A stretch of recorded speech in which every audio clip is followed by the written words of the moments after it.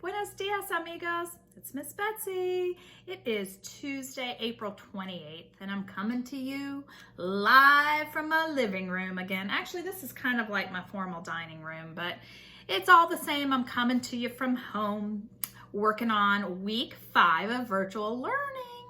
And we're just having so much fun making these videos for you, and it's our best way to connect with you during this time. So again, we hope you are enjoying these videos. We miss you and we love you, pigeons and explorers. Okay, to start our day, we are going to levantate. We're gonna stand up, take our right hand, put it on our heart and say our pledge. If you can see, here's my flag. Say the pledge with me. I pledge allegiance to the flag of the United States of America and to the republic for which it stands, one nation, under God, indivisible, with liberty and justice for all. All right, good job, friends. So our week is all about rainbows and bubbles. When our enrichment team decided to plan for this week, we just wanted something that makes everybody happy. And who doesn't get happy when there are rainbows or bubbles involved? So because of this, you're gonna see a lot of fun and exciting videos this week. You're gonna learn about what makes a rainbow with Miss Rachel. What makes a bubble? What's the science behind it? Miss Rachel's gonna teach you all about that. We're gonna do some fun art projects that have to do with rainbows. We just have a great week planned for you, and I'll go over the packet here in a little bit. But before I do that, I wanna say a prayer for our week. So everybody fold your hands and find your quiet place. Dear God, thank you for rainbows and bubbles. Thank you for creating this beautiful earth we get to live on. And thank you for the weather and the rain and the sunshine. It's helping all of our grass grow and our plants and our fruits and vegetables. And when the sun is out and when it's raining, you give us rainbows. And what a more beautiful way for you to tell us that you love us. In your name we pray, amen. Okay, friends, we have a new letter this week, and it's your last letter. It's your last letter. You've learned every letter in the alphabet. And so the last letter that you are learning this week is Z. Zebra, zoo, zipper, all kinds of fun Z words. And you've probably learned in your circle time videos with your VPK teachers how to make the Z, but I'm gonna review it with you. You always start your letters at the top. You do a big line across, big slanted line down, and big line across. And a little lowercase z is the same way, it's just smaller. Little line, little line, little line. Okay, so have fun learning how to make your Z's and coming up with all your Z words. We have to, of course, learn our Fancy Nancy word. And I've got her book right here. Here she is, Fancy Nancy's Fancy Words. And her word for the letter Z is zany. Zany. Can everybody say that? Zany. Zany means to be very silly. And this is her sentence. Some people might think Jewel looks zany in this outfit, but I think she's exquisite. Have you ever seen a dog with more accessories? So I'm going to show you, friends. She dressed her dog up in all kinds of accessories, which is feathers and necklaces and clothes, and she looks kind of silly. She looks zany. So that word is just a very fancy way to say silly. And remember the sign language for silly? Silly. So you could use zany. This is the same sign for zany, because it means the same thing. So try to use the word zany in your day. Think of something that's very silly and say, oh, that was so zany. Okay. All right. The next thing I'm going to do is I'm going to read you a book by David McKee. And this book is called Elmer. And in your packets this week, you have an Elmer coloring page. And the reason we picked Elmer and his book this week, why do you think? Look at this, look at the cover of his book. Why do you think, friends? You're right. He's all colors of the rainbow. So it inspired us to read this book and give you the coloring sheet to do along with it. Elmer by David McGee.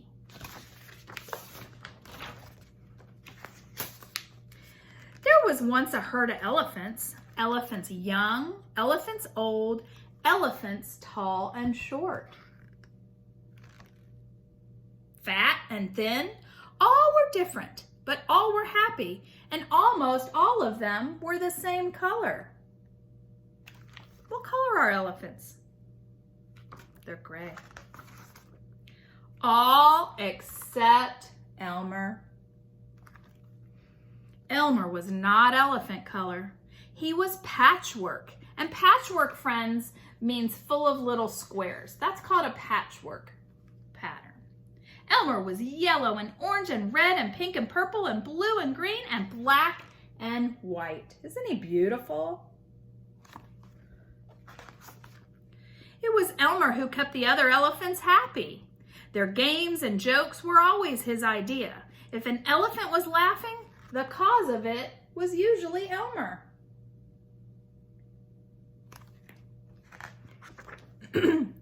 But Elmer himself wasn't happy. Whoever heard of a patchwork elephant, he thought. No wonder they laugh at me. One morning, just as the others were waking up, Elmer slipped away. Doesn't sound like he was liking being different. Even though being different is being unique and special, he wasn't feeling that way. As he walked through the jungle, Elmer met other animals. "Good morning, Elmer," they said. There he is. All the other animals are saying, "Good morning, Elmer." After a long walk, Elmer found what he was looking for, a large bush covered with elephant-colored berries. I wonder what he's going to do.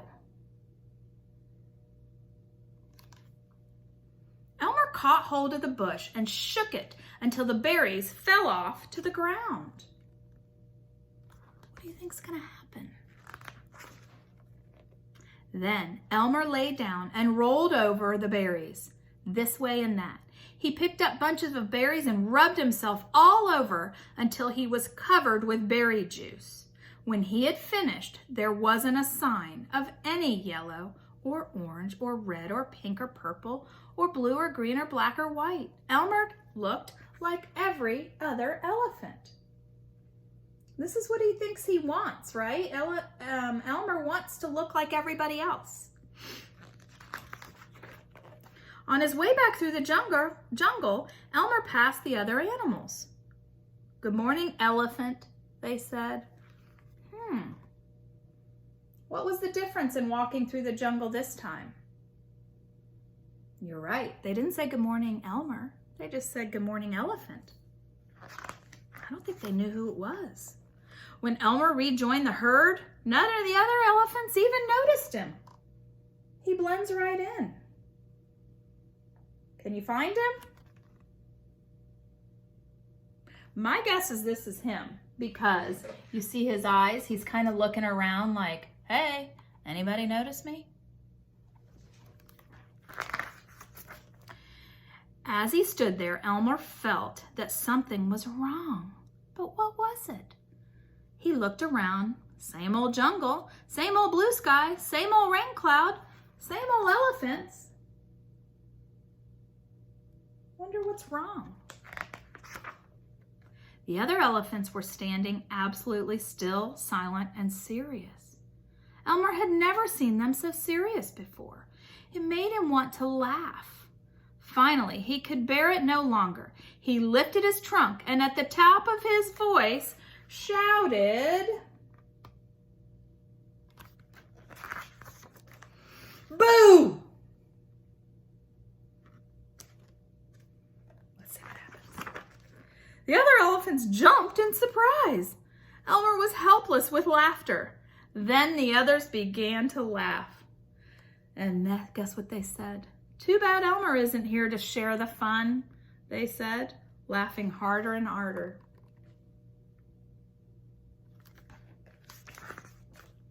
And then the rain clouds burst.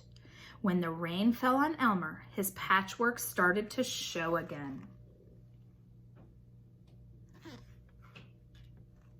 "Oh, Elmer," gasped an old elephant as Elmer was washed back to normal.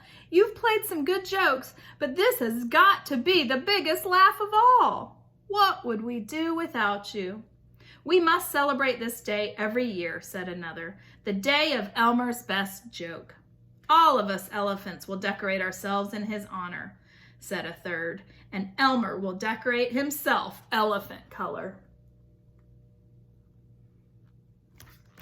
I wonder how Elmer's feeling. And then, and one day each year, the elephants color themselves yellow or orange or red or pink or purple, blue or green or black or white, and have a parade. If you happen to see an elephant in the Elmer's Day parade who is an ordinary elephant color, you will know it must be Elmer. Oh, I love it. They love him so much they made a day and a parade out of it. The end. So boys and girls, it's wonderful to be special and different. It makes people happy. It's no fun to just be like everybody else. And that's what Elmer realized in this book. So have fun coloring your page. Okay, before I show you the packet and before I go, I have to read you Pete's advice for the week. Pete's groovy guide to life. You know, he's always got words of wisdom. And this week, Pete says, "Don't lose hope. Keep on rocking." And guess what's in his picture? Oh my goodness, Pete, you're amazing. We can't lose hope, right, friends? We can't ever lose hope. We just gotta keep on rocking. Okay, at the end of this video, I'm going to attach another video with the update on the tadpoles and the caterpillars. I can't wait for you to see. It'll be part of this video. And between now and the end of the week, your packet looks like this. You've got your letter from us. You have an alphabet book, Emergent Reader this week, and it's got all the letters of the alphabet that you've learned. This is a big book and it's a lot of coloring. No stress, friends, no stress. You do this at your own pace and you enjoy it. If you want to color, you color. If you don't, you don't. That is up to you. We did put a tracing page in because this is really good for your handwriting skills and your fine motor skills. And let's remember, and I put this at the top of the page, thumb is bent, pointer points to the tip. Tall man uses his side. I tuck my last two fingers in and take them for a ride. That's the proper pencil grip, friends. Right there. So practice that when you're tracing these lines. You've got an unpoppable bubble recipe. You're gonna do some fun bubble stuff with Miss Rachel.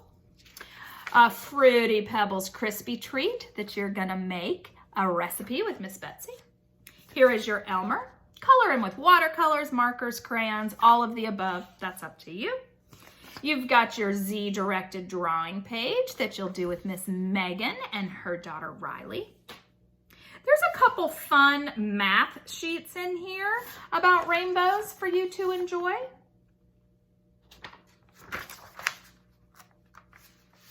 Three of those. And the last thing is your feedback form again, which we'd love to have. Okay, friends, stay tuned for the tadpoles and butterflies. Besos, abrazos. Love you, miss you. Okay, so our update on our tadpoles and our caterpillars. I went out to the pond and scooped up a bunch of new tadpoles. I want you to notice that they're kind of all different sizes. Some are smaller, some are really big. Look at those guys. And that's because the frogs keep laying eggs and new baby tadpoles are born every day. Most of these tadpoles have gotten really big, but I looked and I looked and I looked and I only found one that's become a froglet. So I put him over here and it's so exciting, but there he is, my friends. Do you see his little, oh, where'd he go? Look at his little tiny, oops, now he's all frisky. His little tiny legs right behind his body. Right there behind his, at the top of his tail. There's his little tiny legs that have started to grow. So he is officially a froglet, and he will grow his front 2 legs, and then he will drop his tail and be a frog. Okay, now the butterfly caterpillar update. All right, I have a really cool news about this. I want you to look at this plant right here. This is the plant my caterpillars were on last week. And if you remember, I had, I think, 2 caterpillars last week. Well, I went out a few days later and I noticed 2 more caterpillars. I have 4 caterpillars. They were so tiny I didn't even see them. And look what they've done to this plant. They've eaten all the leaves. So guess what? They are getting big. Here is my new plant for them to eat. And let's find all 4 of them. Here's one right here. And he is currently eating. Look at him eating that leaf. He's big. Look at that guy. All right, here's another one. There's another one. And he's looking for a new fresh leaf to eat. And then, where's my last one? I think he was up top somewhere. There he is. Here he is. I would say he's almost, oh my goodness, friends, look at that. I did not even know there was another caterpillar there. So we've actually got 5. So this is 3 and 4. And this big one's about to, I bet, start to make a chrysalis. And this little guy, I didn't even know I had him. Now, this is the cool part. The biggest one has climbed to the top of the cage. And guess what that means, friends? He is going to start making his chrysalis soon. So stay tuned. I cannot wait to show you the progress. In the meantime, friends, have your parents send me an email with what you think their names should be. We need 5 names for our caterpillars. So when we release them as butterflies into nature, we can say goodbye and say their names. So send me an email with your names. It's Betsy@waypointchurchfl.com. I know the pigeons have my email, but for you explorers, Betsy, Betsy, @waypointchurchflorida.com. Okay. One last thing I wanted to give you guys an update on from last week is our compost bucket. Here it is. And I do have some cool news. We did find 2 earthworms in the yard to add to our compost to help speed it along. I don't know if we'll be able to see them, but here's my compost. I kind of keep a spoon in there to stir it every once in a while. So let's see what we've got in here. Okay, friends, here's our orange peel. Okay, the orange part is not starting to break down. Whoops. But on the inside, you can see the inside is starting to break down and become soil. So that's pretty cool. Let's see what else we can find. Mine isn't too stinky yet, but it will probably get stinky like we said in the other video. Let's see. Oh, here's an apple. Let's see how the apple's doing. Yep, same thing. The peel on the outside is staying pretty tough, but the inside is starting to decompose and become soil. All right, let me see. Whoop, yep, there's lots of pieces of thing in here. It's a slow process. It's something we have to be patient with. I was going to see if I could find, what's this, friends? I don't know even what this is. Oh, you know what this is? This is the top to the banana. Look at that. It's really breaking down. It's not even yellow anymore. I was just going to quickly see if I could find the worms here, friends, but I don't want to disturb them. They're probably in there munching along and helping us compost. So maybe and hopefully you guys have started your compost buckets, and maybe you even found some worms to put in to help break things down. So stay tuned on the composting and we will update. Like I said, I come in and I stir it every once in a while, and then I make sure I put all the food particles buried down in the sand so they can decompose and make our compost. All right, stay tuned.